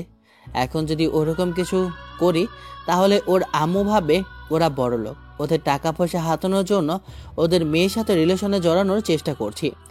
আমি এরকম কিছু চাই না। আর দাদুকে এ বিষয় নিয়ে কোনো কথা শুনতে হোক, তাই আমি সেটা করবো না। মেয়েটা যে বারবার তোর সাথে কথা বলার চেষ্টা করছে সেটা কি তুই বুঝতে পারছিস না? কারণ ও তোকে চাইছে, আর ও যে তোকে ভালোবাসে সেটা বোঝাতে চাইছে, কিন্তু তুই মেয়েটাকে বোঝার চেষ্টাও করছিস না, আর ওকে বারবার ইগনোর করার চেষ্টা করছিস খামাখা। একটু কথা বলো আর সবটা ক্লিয়ার কর, তাহলেই তো হয়। ওর সাথে আমার কি কথা থাকতে পারে? দুদিন পর বিয়ে হয়ে গেলে চলে যাবে। ওর এই আবেগ ইমোশন কিছুই থাকবে না। খামাখা মায়ের মধ্যে পড়ে নিজেকে কষ্টের মধ্যে ফেলতে চায় না। একটা চাকরি করছি হন্য হয়ে, খুব বেশি দরকার। আব্বুর কথা মতো ওদের অফিসে বসলেই তো হয়, কেন চাকরি খুঁজতে হবে তোকে? আমি চাইছি না এ নিয়ে কোনো কথা হোক। আজ বাদে কাল মেয়েটা বলবে ওদের অফিসের সব দায়িত্ব নেবে। ছোট বোন আছে, তারপর হিসাব জানতে চাইবে। এসব নিয়ে একটু গোলমাল হলে কিংবা কোনো কথা উঠলে আবার অপমান হতে হবে। আমি আব্বুকে বারণ করেছিলাম এসব দায়িত্ব না নিতে। ওর আব্বু মারা যাবার সময় বলে গিয়েছিল, তাই আব্বু তার কথাটা ফেলতে পারেনি। সেজন্য ওদের ব্যবসাটা সামলাতে আরম্ভ করেছে। আব্বু বলেছে ঈশিতা কিংবা ওর বোন যদি দায়িত্ব নিতে চায় তাহলে এগুলো ছেড়ে দেবে। তাছাড়া ঈশিতার বিয়ে হয়ে গেলে ওরা এগুলো দেখাশোনা করার জন্য তখন আমি আব্বুকে ওদের ছেড়ে দিতে বলবো। ঈশান সেদিন বাসায় আসলো, এসে দেখলো আম্মু কি যেন নিয়ে কথা বলছে, কিন্তু ঈশান সেখানে দাঁড়ালো না। পরদিন একইভাবে গিয়ে আড্ডা দিল। যখনই বিকেলের দিকে ঈশান বাসায় আসে দেখে সবাই এক জায়গায় বসে আছে। ঈশিতা একটা শাড়ি পরে মাথায় ঘোমটা টেনে বসে আছে। এবার ঈশান সেদিকে না গিয়ে এক নজর তাকিয়ে চলে যেতে নিলেই ঈশিতা ওর দিকে ফ্যাল ফ্যাল করে তাকিয়ে রইল। এবার আব্বু ঈশানকে ডাকতেই ঈশান দাঁড়িয়ে পড়ল। তখন ঈশান ফিরে এসে ওদের সামনে দাঁড়াতেই বলতে লাগলো, হ্যাঁ আব্বু বলো। সারাদিন কোথায় কোথায় থাকো? তোর বোনকে আজকে দেখতে আসবে তুমি নাকি সেটা জানো না? তাছাড়া সারাদিন বাইরে বাইরে কাটিয়ে আসলে পাত্রপক্ষ ঈশিতাকে দেখে গেল। কি কথা হলো না হলো তোমার তো একটু দায়িত্ব নেই, বাইরে পড়ে আছো। এতগুলো কল করার পরেও তোমাকে পাওয়া গেল না। ঈশান চোখ জোড়া বন্ধ করে নিয়ে একটা দীর্ঘশ্বাস ফেলে তাকালো। পাত্রপক্ষ ঈশিতা আপুকে দেখে গেছে। আপু মাথা নিচু করে বসে আছে। ঈশান ভাবছে মেয়েটা রাজি কিনা, এরকম কিছু ভাবতেও চাইছে না। একটু হাসার চেষ্টা করে বলতে লাগলো, দুইটা টিউশনি ছিল, পড়িয়ে বাসায় এসেছি। আর আমাকে এখানে থাকতে হবে কেন? বাসার বড়রা সবাই আছে, আমি ছোট মানুষ, আমি কি বলবো? তোমরা যেটা সিদ্ধান্ত নেবে সেটাই হবে। ঈশান আর এক মুহূর্ত সেখানে দাঁড়ালো না, কথাগুলো বলে সেখান থেকে চলে গেল। ঈশিতা কেমন করে ওর দিকে তাকিয়ে রইল, কিছু বলতে চাইলো কিনা ঈশান সেটা একটাবারও দেখলো না। এমন করেই বিকেলটা কেটে গেল। রুম থেকে আর ঈশান বেরোলো না। রুমে এসে ফ্রেশ হয়ে ঘুমিয়ে পড়েছিল। সন্ধ্যায় উঠে আবারও সেই ডাইনিং রুমে আসতেই আম্মু এসে কিছুক্ষণ বাদে একটা চা ধরিয়ে দিল। ঈশান খেতে আরম্ভ করলো। চাচি আম্মু আর আম্মু বসতেই ঈশান ওনাদের দিকে তাকালে একটু হাসার চেষ্টা করতেই এবার ওরা বলতে লাগলো, আজকে যে ছেলেটা এসে ঈশিতাকে দেখে গেছে, ওরা ঈশিতাকে পছন্দ করেছে। বলে গেছে যে আমরা যদি হ্যাঁ বলি তাহলে ওদের আর কোনো আপত্তি থাকবে না, ওরা সামনের দিকে এগোবে। ভালো তো, খুব ভালো তো। খুব তাড়াতাড়ি আপুর বিয়ে হয়ে যাচ্ছে, কি বলো? ঈশান হাসার চেষ্টা করে অন্যমনস্ক হয়ে কথাগুলো বলল। তখন ইশিকার আম্মু বলল, আবু, তুমি যদি একটু দেখতে ছেলেটা কেমন কি খোঁজ খবর নিয়ে, তাহলে ভালো হতো। ঈশান কিছু একটা ভেবে তারপর আবারও একটু হাসার চেষ্টা করে বলল। ঠিক আছে, দেখব। ঈশান কথাগুলো এত স্বাভাবিকভাবে বলল যেন ওর কাছে কিছুই মনে হচ্ছিল না। আদৌতে কি তাই? ঈশানের বুকের ভিতরটা যেন দুমড়ে মুচড়ে যাচ্ছিল। কিছুক্ষণ বসে থেকে তারপর রুমের দিকে যেতে নিলে খেয়াল করলো ঈশিতা অসহায় চোখে ওর দিকে তাকিয়ে আছে। তখন ঈশান রুমের দিকে আসলে ঈশিতা ওর পিছন পিছন আসলো। তারপর ওর হাত ধরে টানতে টানতে রুমে নিয়ে দরজাটা লাগিয়ে দিল। ঈশান চোখ বড় বড় করে মেয়েটার দিকে তাকিয়ে আছে। কিছুক্ষণ যাবৎ চুপ করে থেকে তারপর যখনই কিছু বলতে যাবে তার আগেই ঈশিতা বলতে লাগলো, তুমি কি শুরু করেছো? তুমি কি চাইছো আমি বিয়েটা করে নিই? তোমার তাতে কি কিছু যায় আসে না ঈশান? তাছাড়া কি শুরু করলাম আমি তো সেটাই বুঝতে পারছি না। সবই বুঝতে পারো, কিন্তু না বোঝার চেষ্টা করছো। আমি খুব ভালো করেই বুঝতে পারছি সেদিনের ওই ঘটনা নিয়ে তুমি এরকম কথা বলছো, তাই না?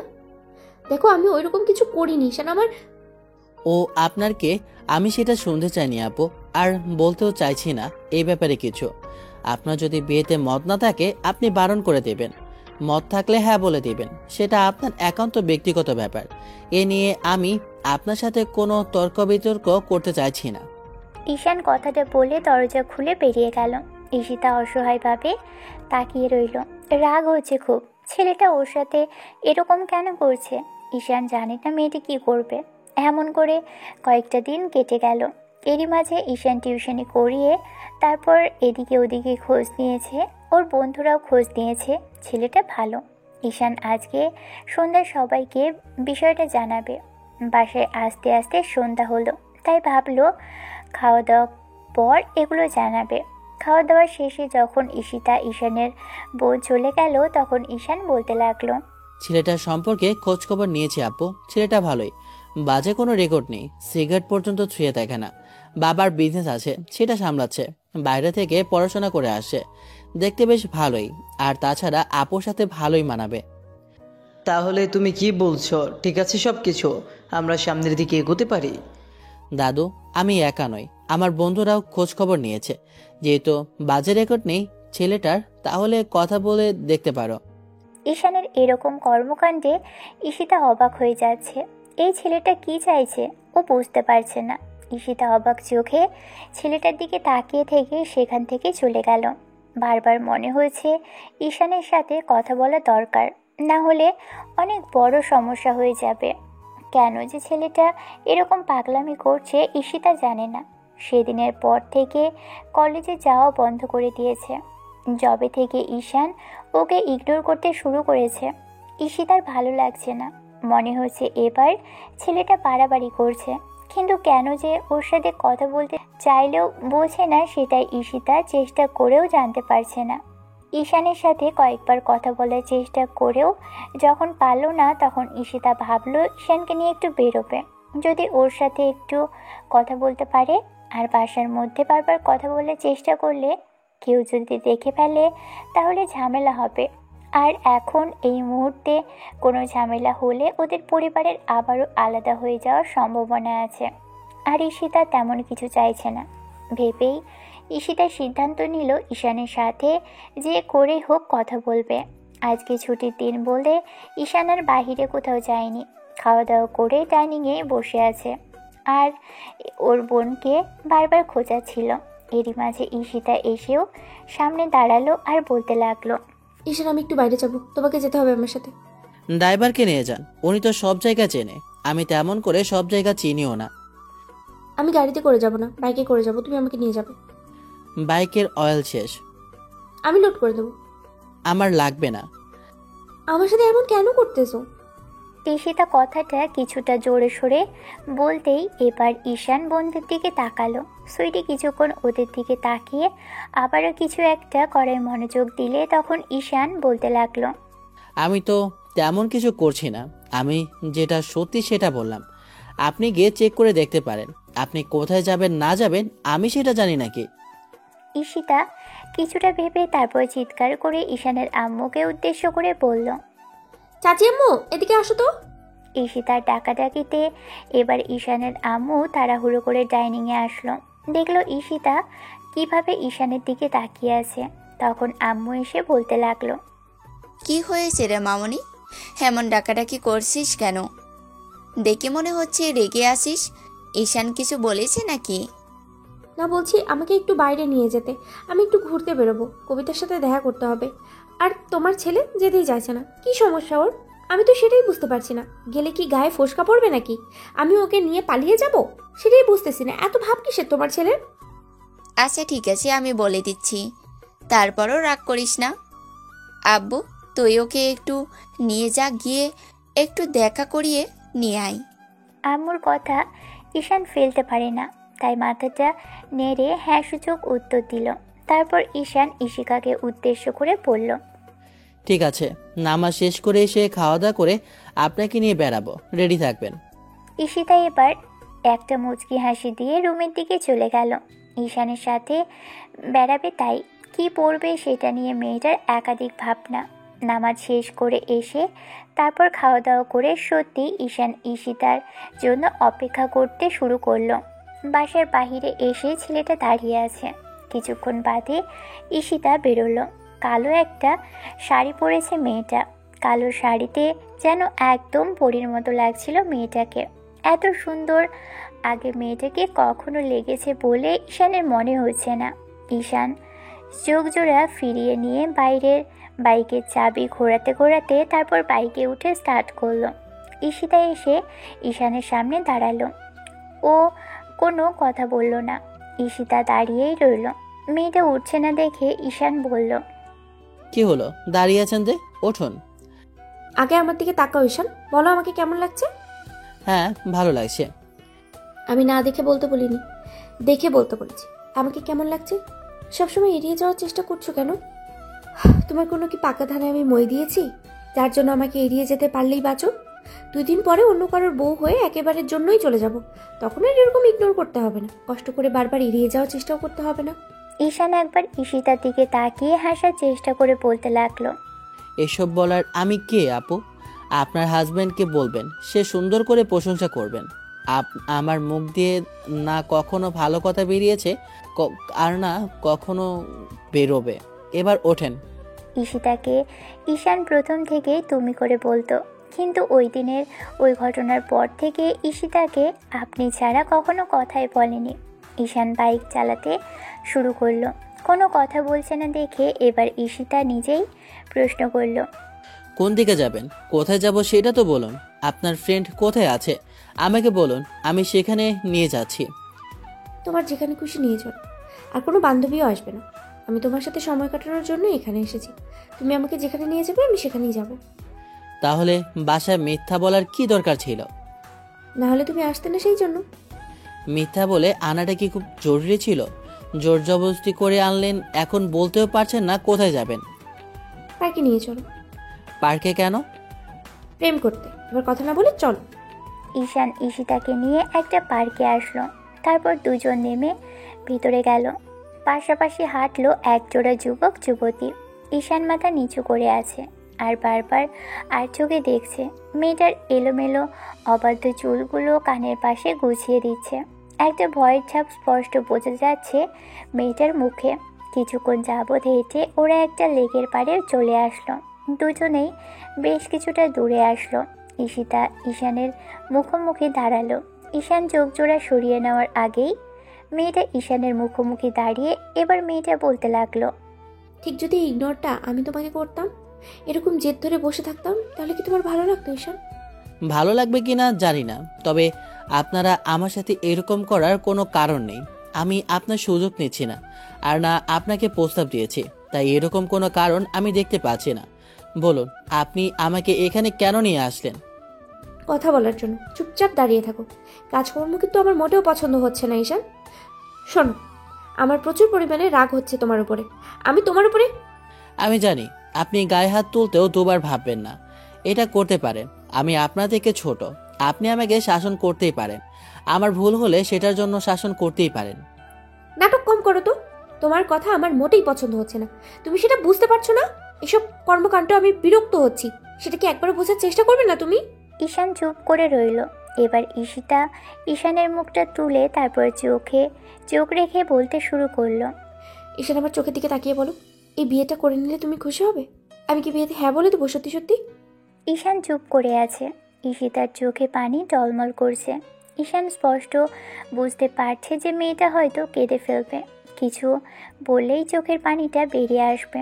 ঈশান চুপচাপ চোখ জোড়া নামিয়ে নিতেই ঈশিতা একবার চোখ জোড়া বন্ধ করে নিয়ে একটা দীর্ঘশ্বাস ফেলে বলতে লাগলো, হ্যাঁ কিংবা না, আমি তোমার কাছে এত কিছু শুনতে চাইছি ঈশান। আব্বু, ছেলেটা ভালো, আপনাকে ভালো রাখবে, ভালো থাকবেন ওর সাথে। দাদু, আব্বু, আম্মু, আপনার আম্মু বিশেষ করে সবাই রাজি আছে। রাজি না হওয়ার কোনো কারণ দেখছি না।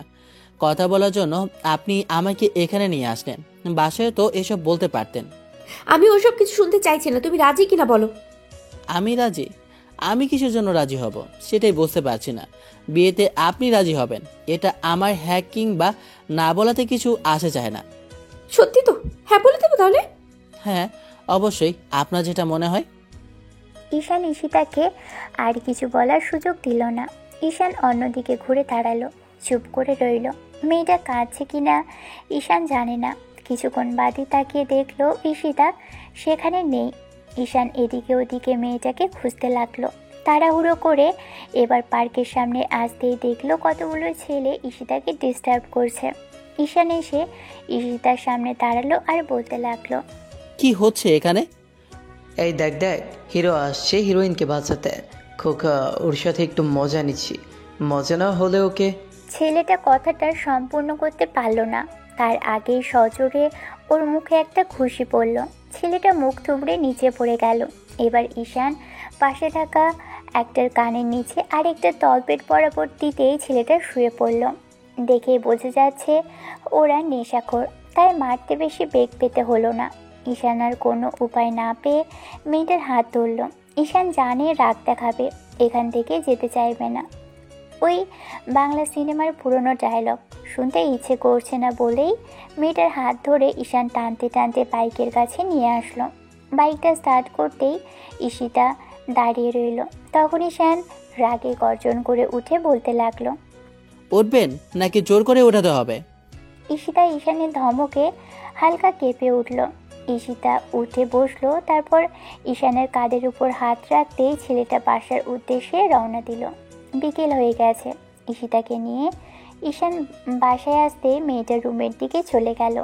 ঈশান আবারও বেরিয়ে পড়ল, তারপর ফিরল একেবারে রাত 10টার দিকে। এসে দেখে সবাই বসে আছে। ঈশানকে দেখে আব্বু বলতে আরম্ভ করলো, ঈশান, ঈশিতা বিয়েতে হ্যাঁ বলে দিয়েছে। আমরা চাইছি ওদেরকে আসতে বলবো। ভালো একটা দিনক্ষণ দেখে এক জায়গায় বসে সবাই বিয়ের দিন তারিখ ঠিক করব। তুই কি বলিস? আমার আর কি বলার থাকতে পারে, তোমরা যেটা ভালো বোঝো করো। আমি ছোট মানুষ, এসবের বিষয়ে আর কি বুঝবো। ঈশিতা যেখানে বসেছিল কিন্তু ঈশান একটাবারও সেখানে বসলো না, রুমের দিকে চলে গেল। ঈশিতার মুখটা কালো, কিন্তু কিছু বলছে না। এমন করে কয়েকটা দিন কেটে গেল আর ঈশিতার বিয়েটাও ঠিক হয়ে গেল। ঈশান এদিকে ওদিকে ঘুরে বেরিয়েছে, বাসাতে থাকে না। ঈশিতার আম্মু আর ঈশানের আব্বু আম্মু ওকে বারবার বলেছে বিয়ের সব কিছু দেখে শুনে ঠিকঠাক করতে, কিন্তু ঈশানের বাড়িতে কিছুতেই মন টিকছে না। বারবার মনে হচ্ছে লাইফ থেকে কিছু একটা হারিয়ে ফেলতে যাচ্ছে, তাই কিছুতেই মনোযোগ দিতে পারছে না। সব সময় এদিকে ওদিকে নিজেকে হারিয়ে ফেলেছে আর খুঁজে ফিরেছে। ঈশানের এখন মনে হচ্ছে ঈশিতাকে একবার বলা উচিত ছিল যে ওকে কতটা ভালোবাসে। মেয়েটা বিশ্বাস করবে কিনা ঈশান জানে না, তারপরও এসব বললে হয়তো ঈশিতার আম্মু ভাবতে পারে যে ওদের টাকা পয়সা দেখেই মেয়েকে প্রেমের জালে ফাঁসানোর চেষ্টা করেছে ঈশান। আর এসব কথা ঈশানের আব্বুকে শুনতে হলে সেটা অপমানজনক হবে, আবার হয়তো ঝামেলা হবে। আর ঈশান চাইছে না এরকম কিছু হোক। ঈশিতাদের গার্জিয়ান বলতে ওর আম্মু, ওর আব্বু ঈশানের আব্বুকে দায়িত্ব দিয়ে গিয়েছিল, তাই ঈশান চাইছে না ওদের দুই বোনের বিয়ে হওয়ার আগ পর্যন্ত আর কোনো ঝামেলা হোক। দু বোনের বিয়েটা মিটে গেলে ব্যাস, তারপরে ছাড়া হাত পা। আর আব্বুরও এসব দায়িত্ব নিতে হবে না। ঈশান একটা জব পেলে আব্বুকে ওদের অফিসের কার্যক্রম ছেড়ে দিতে বলবে। আর এর মাঝখানেই ঈশিতা জামাই কিংবা ওই ছোট বোন যদি ম্যাচিউর হয়ে অফিসের দায়িত্ব নিতে চায় তাহলে তো হয়ে গেল। এদিকে বিয়ের তোড়জোড় বেশ ভালোই চলছে। আব্বু খুব ব্যস্ত। ঈশানকে বারবার বলেও যখন কোনো কাজ পাচ্ছে না, বিয়ের আর কয়েকদিন যখন বাকি আছে, তখন ঈশানকে আব্বু একদিন ডাইনিং রুমে ডেকে পাঠালো। ঈশানও বাইরে যাওয়ার জন্য উদ্যত হয়েছিল, কিন্তু তখনই আব্বুর ডাক। ঈশান ডাইনিং রুমে আসলো আর এসে দেখলো সবাই বসে আছে। ঈশান এসে ওদের সামনে দাঁড়াতেই আম্মু ওকে ইশারা করলো বসার জন্য। ঈশান আব্বুর সামনাসামনি বসলো। তখন আব্বু বলতে লাগলো, আচ্ছা, তোমার কি কোনো কাণ্ডজ্ঞান নেই? কোনো কথা বললে কি তোমার কানে যায় না? আব্বুর কথাতে ঈশান আশেপাশে সবার দিকে তাকিয়ে দেখলো। সবাই অবাক চোখে ঈশানের দিকে তাকিয়ে আছে। ছেলেটা একটু চুপ করে থেকে বলল, আমার কোনো ভুল হয়েছে আব্বু? তাহলে বলো। তুমি কি ভুল করবে? ভুল তো করেছি আমি। তোমাকে একটা দায়িত্ব দিয়েছি বলে, বড় বোনের বিয়ে, সেখানে একটু হাতে হাতে কাজ করবা তা না। কি সমস্যা তোমার বলো তো? না মানে আসলে টিউশনির ছুটি করিয়ে দিয়েছি, বলেছি 4-5 দিন পর থেকে যাব। এখন থেকে যা বলবে তাই শুনবো। কাল সকালে যেন কিছু বলতে না হয় আমাকে। আমি তোমাকে বাসায় দেখতে চাই। নিজের থেকে সব কাজগুলো করাবে। লোকজনদের দিয়ে সব কাজ করানোর চেষ্টা করলে তারা ফাঁকি দেওয়ার চেষ্টা করবে না। তুমি কি সেটা বুঝতে পারছো না? সরি আপু, আমি সবটা গোছিয়ে করব, তোমরা টেনশন করো না। রুমের দিকে যাচ্ছি, আমার খুব টায়ার্ড লাগছে। কথাটা বলেই ঈশান সেখানে আর এক মুহূর্ত থাকলো না। ঈশিতা বুঝতে পারল ঈশান এখানে থাকতে চাইছে না, আর না ওর দিকে তাকাতে চাইছে। এমন করে ঈশান বারবার ঈশিতাকে ইগনোর করে যাচ্ছে। আর ঈশিতাও কেন জানি রাগ করে বিয়েতে হ্যাঁ বলে দিল।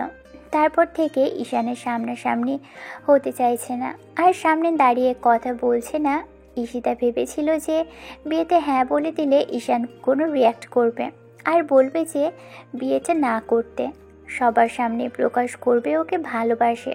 কিন্তু না, ছেলেটা তেমন কিছুই করলো না। উল্টো বিয়ের সব দায়িত্ব নিল। বিয়ের আর 2 দিন বাকি। রাতে ঈশান সব কাজকর্ম শেষ করে বসে রুমে গা এলিয়ে দিল। কিছুক্ষণ পর আম্মু রুমে আসলো।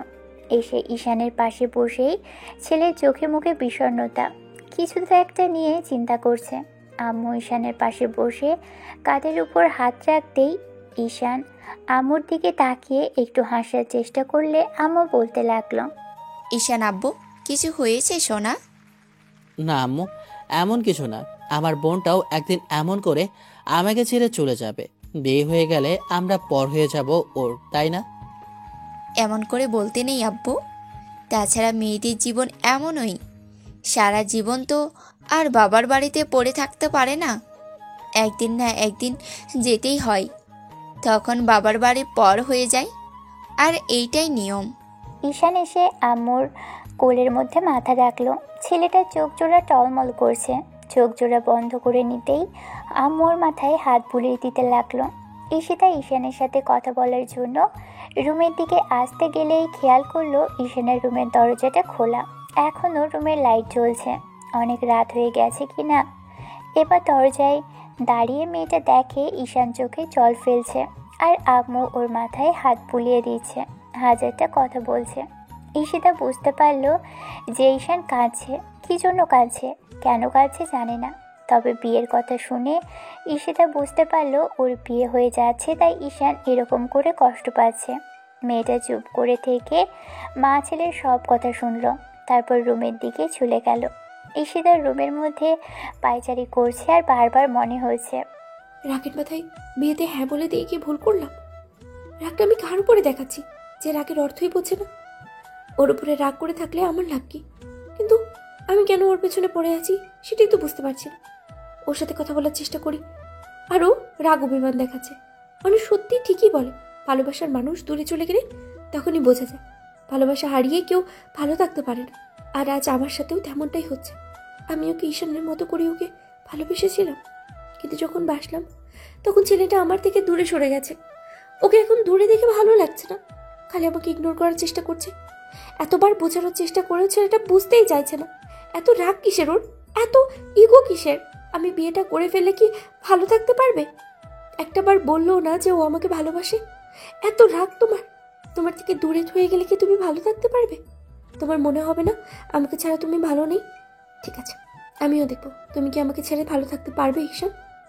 কথাগুলো বলেই ঈশিতা নিজে নিজে ভাবতে লাগলো, ছেলেটা ওকে বোঝার চেষ্টাই করছে না।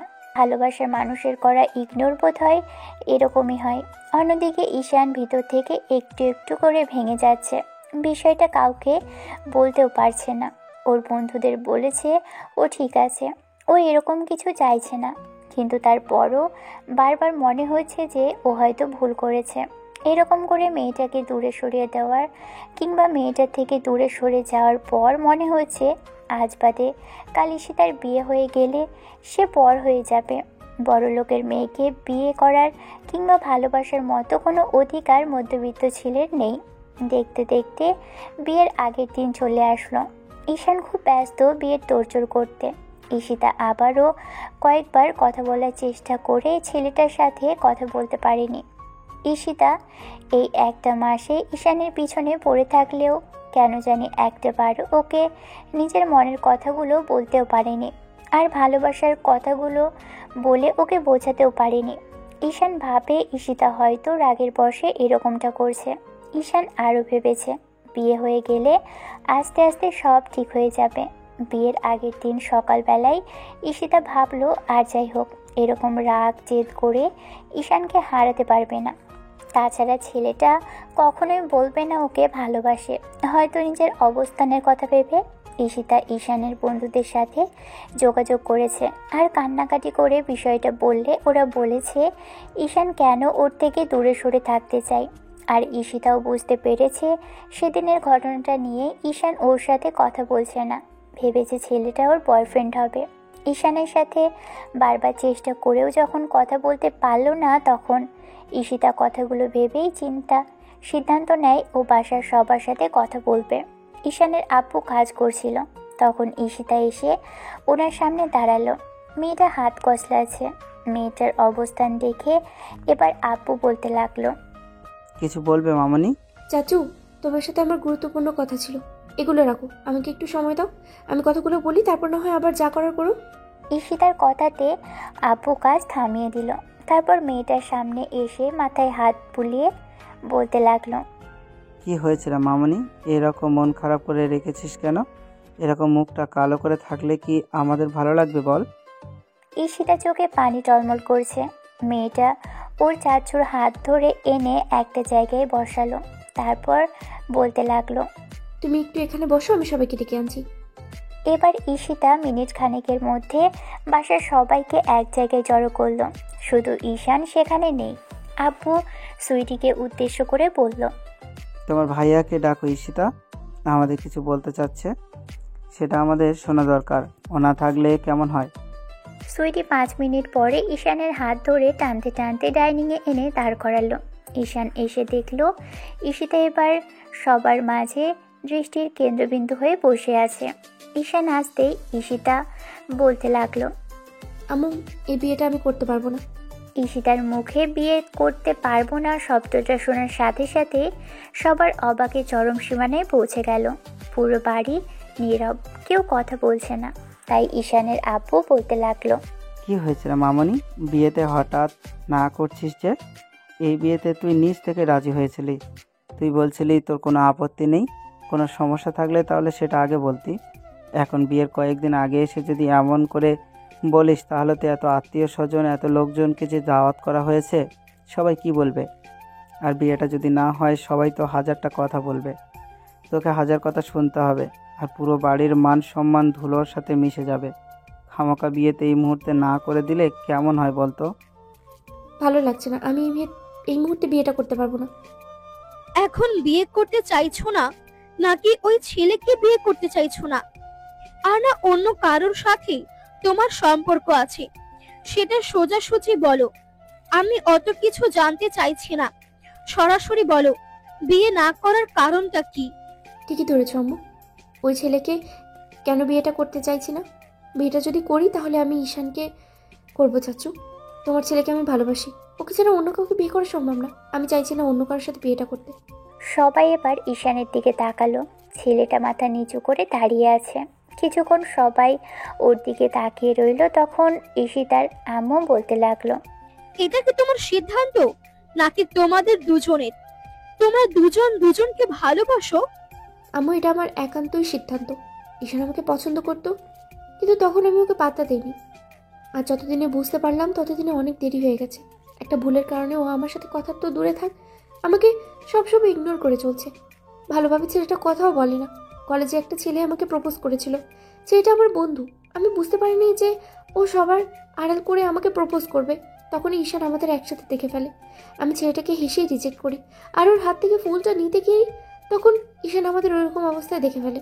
তারপর থেকেও আমাকে এড়িয়ে চলার চেষ্টা করছে। আম্মু, অন্তত আর যাই হোক এই বিয়েটা করতে পারবো না আমি।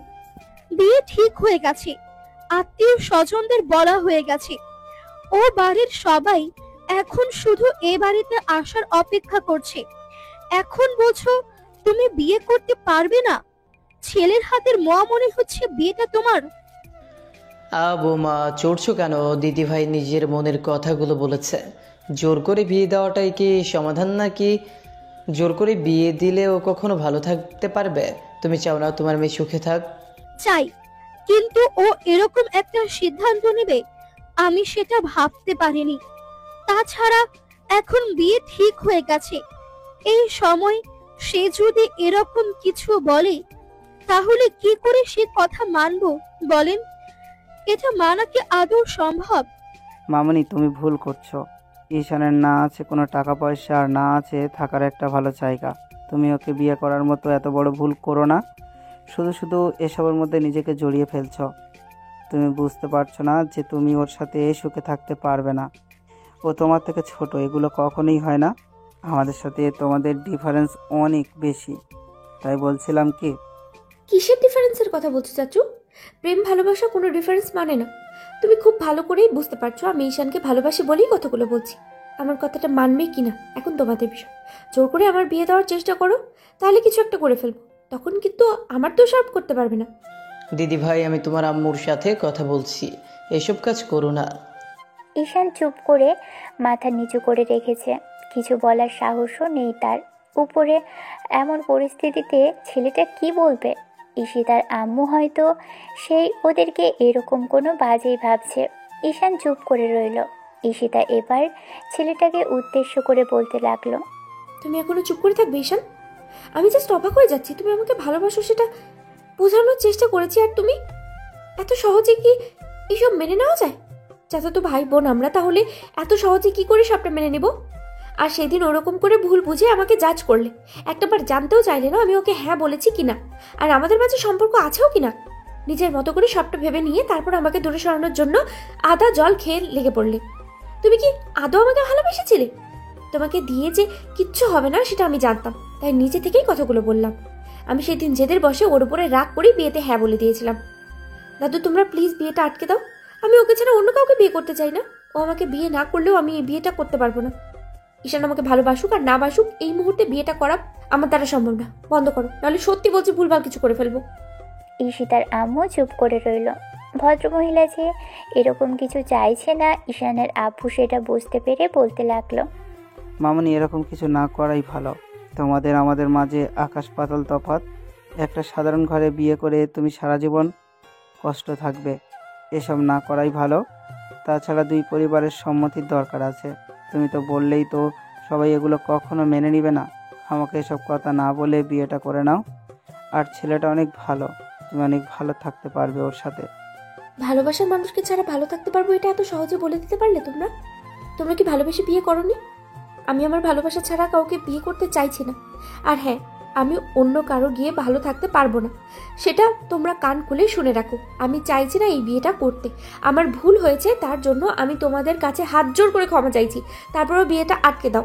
আমার পক্ষে সম্ভব না ওকে বিয়ে করা। এখন তোমরা যদি জোর করো তাহলে আমাকে অন্য কোনো ব্যবস্থা নিতে হবে। ঈশিতার আম্মু অবাক চোখে মেয়ের দিকে তাকিয়ে থেকে কথাগুলো শুনছে। ঈশিতা আবারও বলতে লাগলো, আমার ঈশানের দোষ দিয়ে লাভ নেই, ওর কোনো দোষ নেই, সব দোষ আমার। যদি কিছু বলার থাকে আমাকে যত পারো বকাঝকা করো, ওকে এর মধ্যে টানাটানি করো না। দয়া করে এরকম কোনো কথা বলো না যার জন্য ওরা কষ্ট পায়। আমাদের সাথে টাকা পয়সা নিয়ে ওদের অনেক তফাৎ, কিন্তু ভালোবাসার দিক দিয়ে ঈশান আমাকে যতটা ভালো রাখতে পারবে অন্য কেউ রাখতে পারবে না। এখন তুমি ঠিক করো, সম্মান বাঁচাতে গিয়ে তোমার মেয়েকে বিয়েটা যেখানে দিবে সেখানে তোমার মেয়ে কখনো ভালো থাকতে পারবে কি না, নাকি সেখানে দিবে যেখানে তোমার মেয়ে সারা জীবন ভালো থাকবে। নিজেদের মেয়েকে নিজেদের কাছে রাখবে নাকি অন্য কোথাও পাঠাবে, এখন তোমরা ভেবে বলো। ঈশিতার আম্মুকে ওর দাদু ডেকে নিয়ে গেল। তারপর কিছুক্ষণ ভদ্রমহিলাকে কথাগুলো বোঝানোর চেষ্টা করলেই ভদ্রমহিলা সবটা বুঝতে পারলেন। উনি ফিরে এসে এবার ঈশানের দিকে তাকিয়ে রইলেন। ঈশান এখনও মাথা নিচু করে আছে। ঈশিতার আম্মু ঈশানকে উদ্দেশ্য করে বলতে লাগলো, ঈশান, তুমি কি চাইছো? বিয়েতে রাজি কিনা? আমি ভেবে বলছি, এই বিয়েতে আমরা বারণ করে দেব। তখনই বারণ করব যখন তুমি রাজি হবে। যদি বিয়েটা না করতে চাও তাহলে জোর করে আমরা বিয়েতে না করতে চাইছি না। এখন তুমি কি বলো? না মানে আসলে চাচি আম্মু, আমি কি বলবো?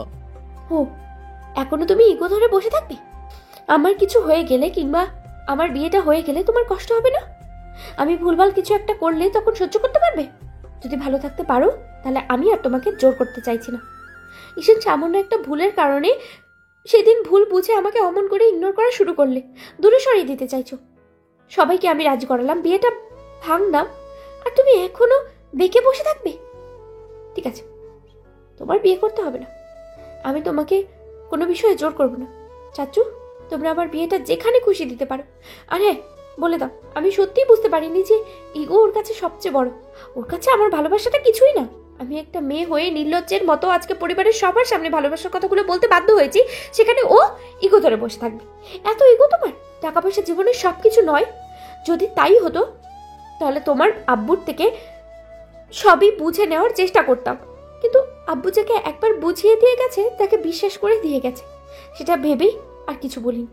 তুমি টাকা পয়সা আর আমাদের লেভেলের কারণে আমরা তোমার সাথে মানিয়ে নিতে পারবো না। আমারও এক সময় এরকমই ছিল, আর তুমি এখন এসব ধরে রেখে দূরে সরিয়ে দিতে চাইছো? যাও, আমি আর তোমাকে জোর করছি না। এসব তোমার যা খুশি তাই করো, আর কোনো কথা বলবে না আমাকে নিয়ে। ঈশিতা কথাগুলো বলেই চোখ জোড়া মুছতে মুছতে সেখান থেকে চলে গেল। ঈশান এখনও সেখানেই দাঁড়িয়ে রইল। তখন আম্মু বলতে লাগলো, বাবা আপনি কি চাইছেন? আমি আর কি চাইব, বৌমা তো রাজি হয়ে আছে। যদি চাও তো বিয়েটা হবে, আর যদি না চাও ওইখানেই কালকে বিয়ে হয়ে যাবে। এখন তোমরা কি বলো? আমার আর কিছু বলার নেই। কিরে এখনো দাঁড়িয়ে আছিস কেন? যা, সব কিছু তোকে বলে দিতে হবে। পছন্দ করার সময়, ভালোবাসার সময় মনে ছিল না, এখন মেয়েটাকে কাঁদাচ্ছিস। ঈশান আর এক মুহূর্ত দাঁড়ালো না। মেয়েটা কান্নাকাটি করছে, বুকের ভিতর সে তখন থেকেই কেমন করছে। ছেলেটা দৌড়ে ঈশিতার রুমের সামনে আসলো। মেয়েটার রুমের দরজা খোলা রেখে বিছানায় শুয়ে ফুপিয়ে ফুপিয়ে কাঁদছে। ঈশান এবার যখনই ভিতরে ঢুকতে নিবে, ঈশিতা ওর শব্দ পেয়ে উঠে বসলো আর ছেলেটাকে দেখে বলতে লাগলো, তুমি এখানে কেন এসেছো? তোমাকে বলেছি না আমি তোমাকে বিয়ে করবো না, যাও এখান থেকে। ঈশান কথা বললো না, কিছু একটা ভেবে দরজাটা লাগিয়ে দিল। তারপর ঈশিতার দিকে এগিয়ে যেতে নিলেই মেয়েটা ভয়ে ভয়ে বলতে লাগলো, কি হলো? তুমি তুমি দরজা লাগাচ্ছ কেন? তোমাকে এটা বললাম আমি বিয়েটা করবো না, যাও এখান থেকে। আসলে আমারই ভুল ছিল যে তোমাকে ভালোবেসেছিলাম, তোমাকে প্রকাশ করে বলিনি, সেটা আমার আরো বড় ভুল। একটা মেয়ের সামনে থেকে নিজের ভালোবাসাটা দুর্বলতার জায়গায় প্রকাশ করতে পারে না, এত সহজে ভালোবাসার কথা বলতে পারে না। তুমি সেটা জানো না? এত কিছু বোঝার পরেও, জানার পরেও আমাকে দূরে সরিয়ে দিতে চাইলে আমি তোমার থেকে অনেক দূরে চলে যাব। তুমি আমাকে সহ্যই করতে পারো না। আমি ভুল করেছি, তোমাকে ইগনোর করে সেই ভুলের প্রায়শ্চিত্ত করবো এখন থেকে দূরে চলে গিয়ে। আমার কথা শোনো, আমি বুঝতে পারিনি তুমি এত বেশি কষ্ট পাবে। আমি ভেবেছিলাম ওটা তোমার বয়ফ্রেন্ড, তাই তোমাকে ইগনোর করেছিলাম। তোমার সাথে রাগ করে হয়েছে সবটা। যাকে ভালোবাসি তার সামনে এসে বারবার বলেছি সে আমাকে কেন ইগনোর করছে, আর সে নাকি বলেছে আমি আমার বয়ফ্রেন্ডের জন্য তার কাছে এসে এইসব কথা বলি। তোমাকে এইসব কথা বলা বেকার, তোমার সাথে কথা বললেই আমার বলতে ইচ্ছে করছে না। যাও এখান থেকে, আমার রুম থেকে বেরো। ঘর থেকে বের করে দিলেই কি মন থেকে বের করে দিতে পারবে? রুম থেকে বের করে দিয়ে নিজেও কষ্ট দেবে আর আমাকেও কষ্ট দেবে। আমি কেন কষ্ট পাবো? আর আমি তোমার জন্য কেনই বা কষ্ট পাবো? তাহলে কাছো কেন? খুশিতে কাল অন্য কাউকে বিয়ে করে বাড়ি থেকে বিদায় হবো তো, অন্তত চোখের সামনে আর আমাকে আসতে হবে না। সেই জন্য তোমাকে বলেছি না, চুপচাপ এখান থেকে বের হয়ে যাও। তোমার সাথে আমি আর কোনো কথা বলতে চাইছি না। আমার ভুল হয়েছে যে তোমাকে ভালোবাসার মতো অন্যায়টা আমি করেছি। সারা জীবন ধরেই সেই ভুলের মাসুল দিতে হবে। এখন এখান থেকে যাও। বাড়ির সবাইকে রাজি করালে আর এখন বিয়ে করবে না? আমি তো এখান থেকে যাচ্ছি না। রোম্যান্স না করে, তোমাকে আদর না করে, শান্ত না করে তো এখান থেকে যাব না। দেখি তুমি আমাকে কি করে এখান থেকে দাঁড়াও। ঈশিতা রাগি চোখে ঈশানের দিকে তাকিয়ে রইল। ঈশান এগিয়ে আসলো। মেয়েটা আজও শাড়ি পরেছে, একদম পুতুলের মতো লাগছে। 2 হাত ভর্তি চুড়ি পরলে মেয়েটাকে এত সুন্দর লাগে, মনে হয় ওর বউ। এবার ঈশান এগিয়ে আসলে ঈশিতা পিছিয়ে যাওয়ার চেষ্টা করতেই ঈশান ওর একটা হাত ধরে হ্যাচকা টান দিল। মেয়েটা তাল সামলাতে না পেরে এসে ঈশানের বুকে আছড়ে পড়ল। ঈশান 2 হাতে মেয়েটার কোমরে জড়িয়ে ধরল। ছোটার জন্য মেয়েটা বারবার ছটফট করতেই ঈশান ওর মুখের উপর এসে পড়া চুলগুলোকে আলতো করে ফু দিল। সাথে সাথে মেয়েটা আর 2 হাতে শক্ত করে ঈশানের শার্টটা আঁকড়ে ধরল। মেয়েটার ঠোঁট জোড়া কাঁপছে। ওর ঠোঁট জোড়া এত বেশি কাঁপছে যার জন্য ঈশান আর নিজেকে কন্ট্রোল করতে পারল না। মেয়েটার ঠোঁটের সাথে নিজের ঠোঁট জোড়া আলতো করে ছোঁয়াতেই মেয়েটা যেন জেগে উঠল। নিজের গোলাপি ঠোঁট দিয়ে ঈশানের ঠোঁট জোড়া চেপে ধরল। মেয়েটা ঈশানের সাথে রেসপন্স করতে লাগলো। ঈশানও মেয়েটাকে কোমর জড়িয়ে ধরে আর এক হাতে মুখের পাশে রেখে কিস করে যাচ্ছে। কয়েক মিনিট পরে যখন ঈশান ওকে ছাড়ার চেষ্টা করলো, তখন মেয়েটা ছাড়লো না। ওর মাথার পিছনে চুলগুলো আঁকড়ে ধরে রেসপন্স করতে লাগলো। 10 মিনিট বাদে যখন ঈশান মেয়েটাকে ছাড়লো, খেয়াল করলো মেয়েটা ফুঁপিয়ে উঠেছে। ঈশানের বুকের ভিতরটা কেঁপে উঠল। সাথে সাথে মেয়েটাকে বুকের সাথে জড়িয়ে ধরতেই ঈশিকা কেঁদে কেঁদে বলতে লাগলো, তুমি আমাকে একটু ভালোবাসো না, আমাকে বোঝার চেষ্টাই করো না। বাসি বলেই তো চুপ করেছিলাম। তুমি জানো, আমি কাউকে বলতেও পারছিলাম না যে তোমার বিয়ে হয়ে গেলে আমি কতটা কষ্ট পাবো। সে যে আমাকেই বলতো হলো, কেন তুমি বললে কি হতো? আমি বললে সবাই ভাবতো যে আমি তোমাদের টাকা পয়সা দেখে তোমাকে ভালোবেসেছিলাম।